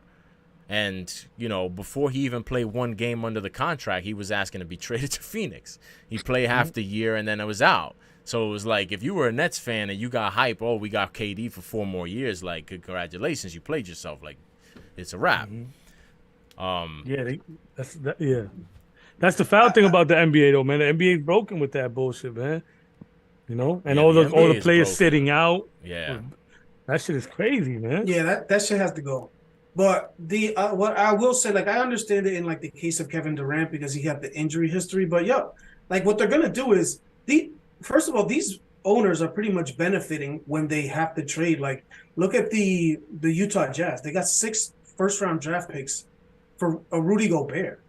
Like, but that was a little bit of an outlier, no? I mean, that was just A-Rod fumbling shit up over there in Minnesota. But if the other option is like, okay, they take that away, right? They put everything in so that they can't, no player empowerment, right? Then what I just said would probably happen. It's like they'll wait. They'll just wait and leave for nothing. Yeah, I mean, you're right. But you know what the funny thing about, like, you look at Utah has gotten the best compensation out of all these trades, and they're the only ones that had nothing to do with player empowerment. Rudy Gobert wasn't asking out, and neither was Donovan Mitchell. Like, there were quiet whispers that Donovan Mitchell wasn't going to resign, and that's the other thing that has gotten into trouble with the owners, was that they're kind of the ones that started this because they got into the habit of trading everybody on the last year of the deal.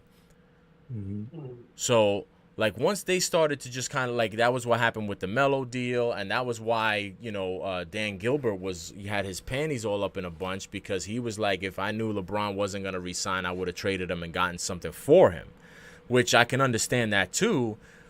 So it's just like you said, it's just the whole format is just broken with the way they sign the contracts, and the contracts don't really mean anything, and the players want to move, and it's just crazy, because it's like, you don't know what a team's going to look like from year to year. You know what I mean? Like, I mean, I'm not a fan of any of the NBA teams, but, like, if you're a diehard Brooklyn Nets fan, you must. How do you even watch basketball after that disaster? Like, I will be sick to my stomach even hearing the sound of a basketball bounce. Well, they remedied because they're actually playing. They're playing well right now, so. Well, yeah, and I mean, you don't have the superstar. And how far are you really going? Yeah, but that's the thing and just picture like a Nets fan just doing like this, like watching it go downhill in like Dallas. You know what I'm saying? Like, that's what you got to root for now. Like, you just got to root against these dudes. Yeah, like, you must have been watching that KD slip in the layup line. Like, they must have cheered. Yeah. Another snap of a leg. And I can't lie, I was speaking of that, did you watch that Ja interview? What is that? That's Ja in the strip club. That's Shotgun Willie's. Oh yeah. I've been there. Did y'all watch any of that interview? No. No, I never been to Shotgun Willie's. Is that what you said? Have I been there? No. He's been there. Jalen Rose said. Oh, yeah.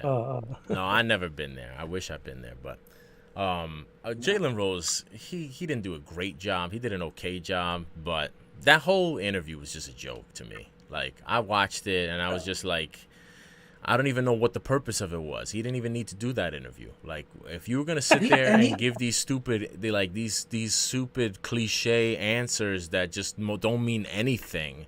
Like, what's the point of even doing this interview? Like, I didn't think it made him look good. I didn't think it made anybody look good. That's what I was gonna say. Like, Jalen Rose is mad cringy, it's not bro. mine.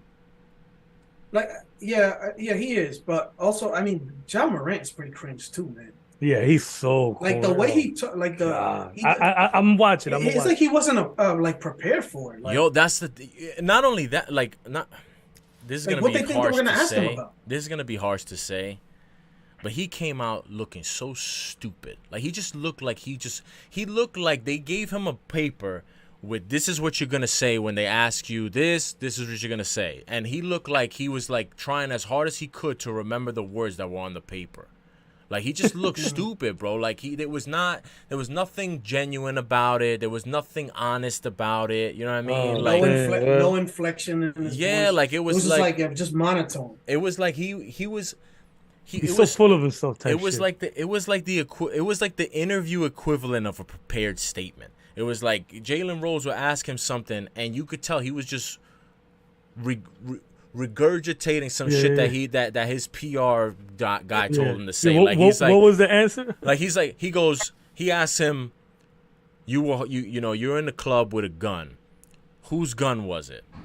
Their answer was, not mine. oh, it wasn't mine. I don't condone that type of I'd never condone violence. You know, that's not who I am. And, I just I've been going to therapy to try to, try to ease some of my stress and it just word salads, like just bullshit. Like, Yeah. and I'm just like, yo, like this whole thing has been just wrongly discussed from the beginning. And I feel like when we were talking about the whole shit with Brandon Miller, I feel like we had a more real conversation about it than I've seen anybody have. Because really what it comes down to is this is like, I feel like this is ultimately a cultural conversation that people don't want to have. You know what I mean? Like people don't want to talk about the fact that like Ja was just what he was doing and what he's been doing, like not the legal issues that he has with, whatever happened with him and this punching this kid or whatever. Like, I don't know what happened with that, but just in terms of his whole persona, all the shit that he does, the gritty, the this and the Instagram lives, the guns, the thugging, like that's a cultural thing, bro. Like, and nobody wants to say it. Like, I feel like nobody wants to come out and say like he is a physical representation of today's hip hop, whatever Drill, name you want to put on it. Yeah, drill Hip-hop culture. Instagram. Exactly. Like that's what he's portraying. Like right or wrong, I don't think it's right for somebody in his position to be doing that. I just don't think it's smart. I don't even really care. Like to be honest with you, I'm not seeing the dude. Specifically seeing the dude with a gun to me was the problem. Like I don't not expect these dudes to have guns. Fact. Like maybe that's just me. Like I expect him to have a gun. I expect all the NBA players to be living some version of that lifestyle. But we just the NBA and Nike don't want to see it. That's all. Like at the end of the day, you think they give a fuck about him and therapy and anxiety and all this shit? They don't give a shit about that. No. All of that shit was just a vehicle to get him back on the court and get him back making money. You know what I'm saying? Like they don't give a shit about whatever. There is no anxiety. Like they know that these dudes is walking into the clubs and that they got guns. Like they already know what's up. Yeah. Yeah, my man picked up a gun and put it on the IG live. Like if he found a smelly sock in his room and he picked it up like a sardine. Yo, like when a cat from the cartoons is about to his mouth and just the bones. The bones. That's what it looked like. It looked like he like a zip like a bag of one weed, please. Yo, like, this nigga had it with like two fingers. That nigga's holding that shit like it got barbecue sauce on it. Terrible. Yeah. That shit is disgusting, bro. He's. But that's what I'm saying is that like shit just stupid. It stuck to his head like when they had the. It's a black guy, but it's true. It's just a whole bunch of shit that people don't really want to dive in. They just want if you want to be part of this and you want to still make money and you want to you represent us and you don't want me to pull my my brand off of your name. You go out there and pretend to do therapy, pretend to do all that shit, say the right shit, and let's get back to and don't ever do that shit again. Yeah. But he's been caught up in dumb shit like this a few times now. So Yeah, and that's why I'm And saying, like, when you watch, who needs a gun in Denver? and I mean, it's not much of a gun. It's but still, What was that, a 25? Like, and also, that's the thing. Like, he made it a point to show it like it was a hammer. like, he had the joint that's gonna take you apart. Yeah, let me show you, and just in case you come in here with an AK or some shit, I got this thing right here. the street sweeper. I pulled this right out. I pulled this right out of my man purse. Yo. Right here. Look at this one. In case I keep this one by my fucking my Yo, ankle. word, Right like here. I think the fingers covering up. He got like the bedazzle underneath, like right under where his hand is at. He had a line of brimstone around. Word. The There's like fucking I bottom. think there's I like a Hello Kitty, like a bow on the back end of it. Terrible. Nah, Yeah, but you gotta wait a watch minute. You gotta see the interview just because it was I'm gonna like, watch it just because of that. Yeah, it was just like I just felt like it was just to me, and I forget who I was listening to that. Matter of fact, I think it was Amin El Hassan that he was like, he shouldn't have done that interview. He should have just stayed quiet. Like, let these reports come out that you going to therapy, that you're doing this, you're doing that. He put out his statement. I'm gonna take some time away.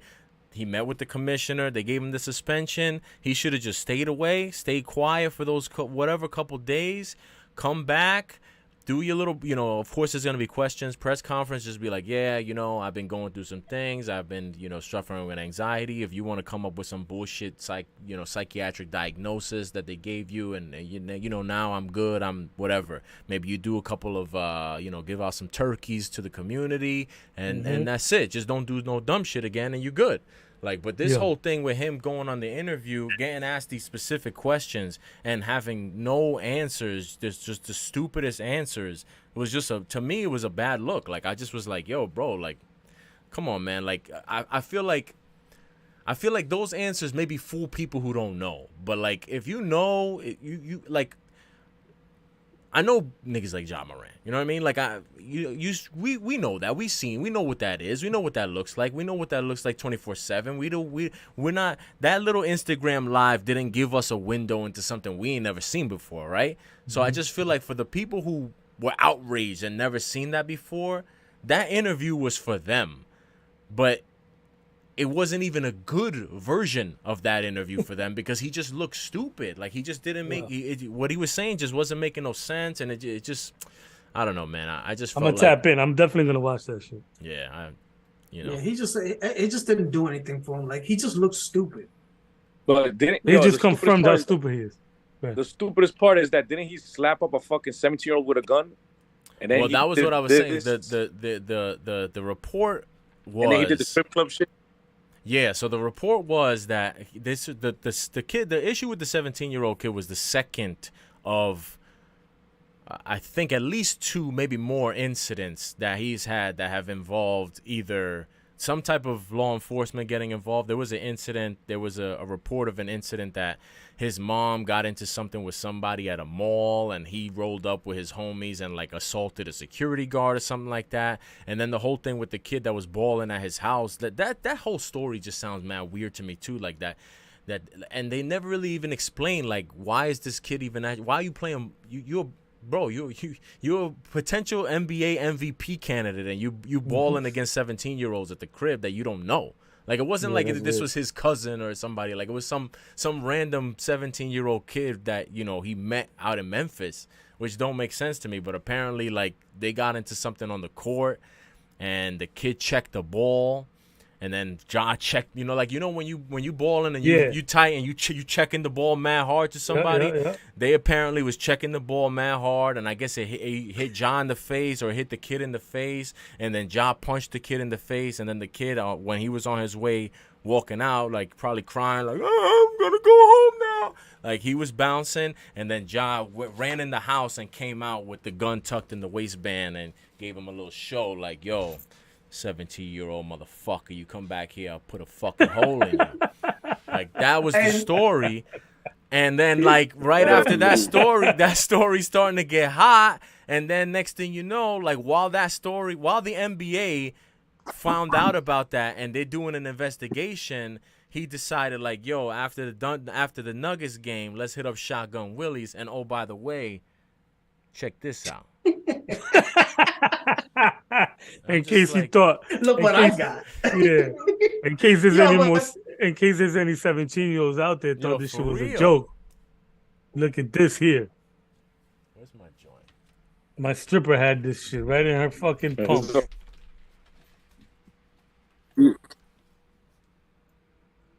He had that shit on live too, and the sad thing is you could see fucking hearts and fires from fucking losers. Joint right there.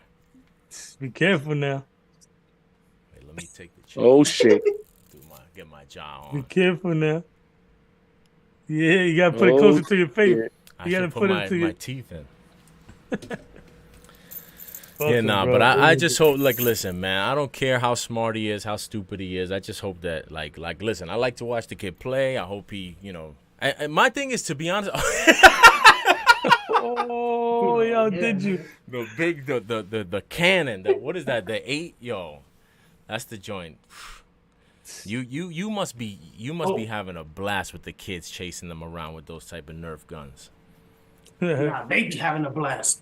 I used to have this shit. Oh.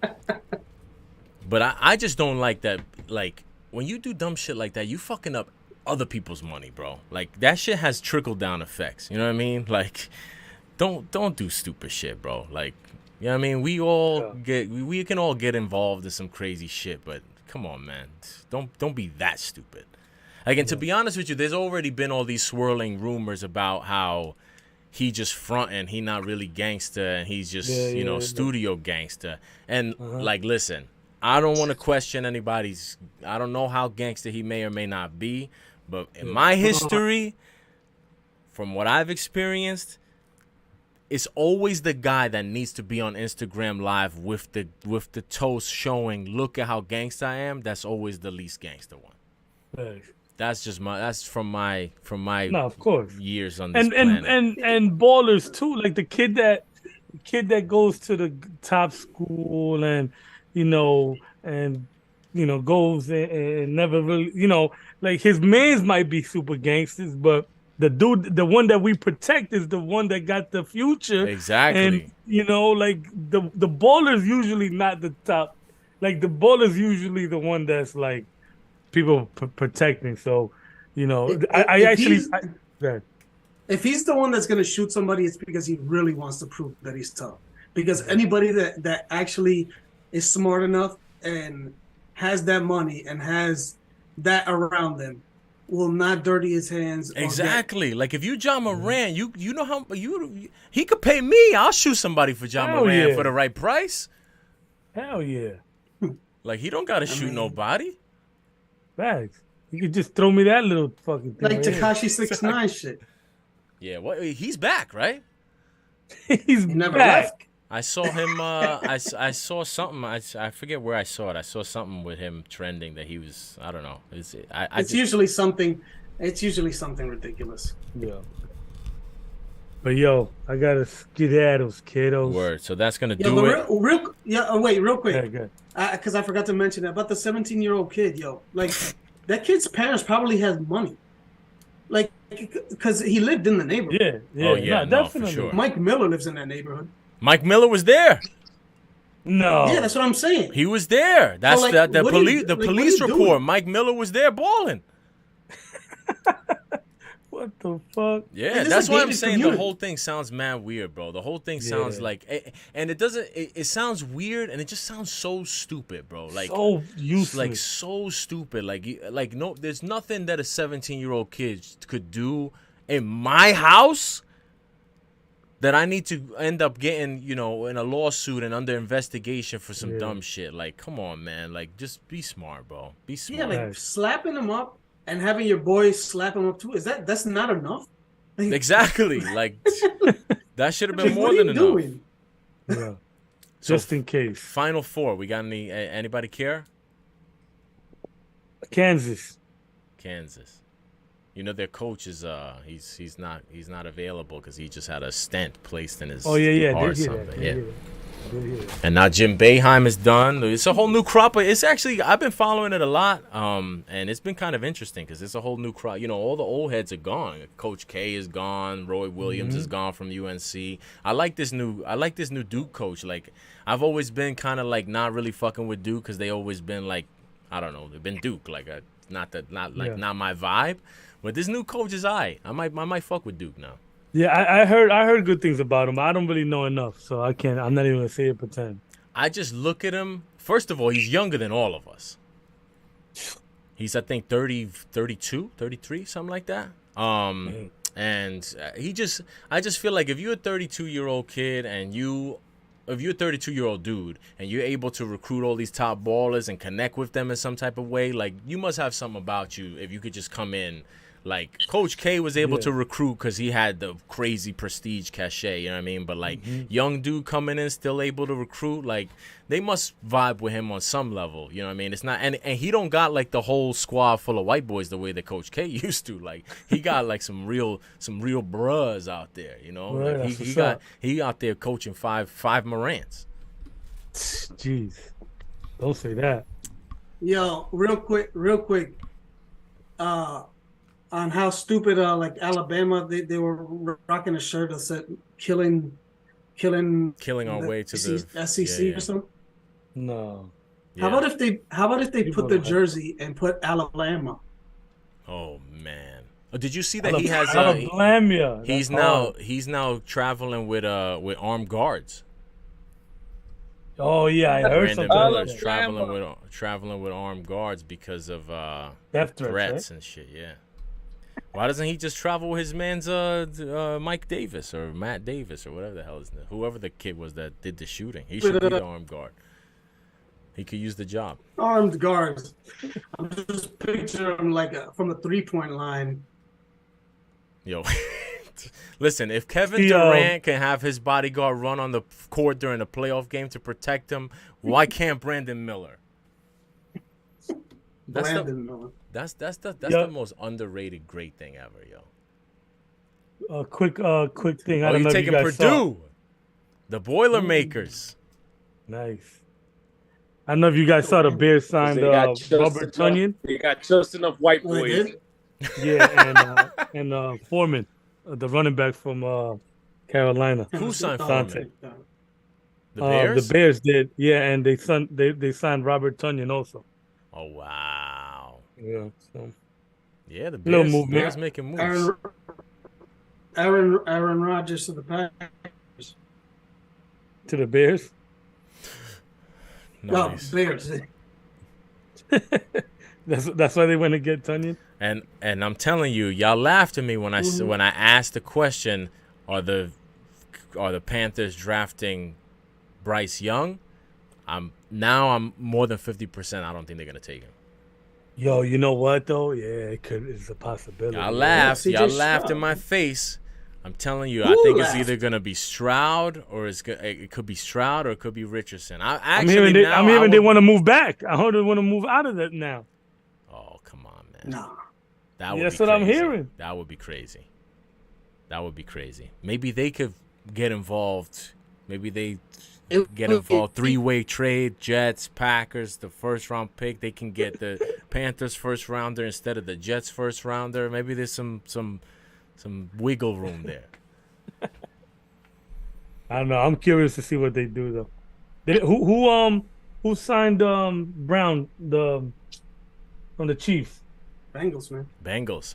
And I forgot that was a move. They needed that. They needed that. I might have to take back my Joe Burrow prediction. That's a big move.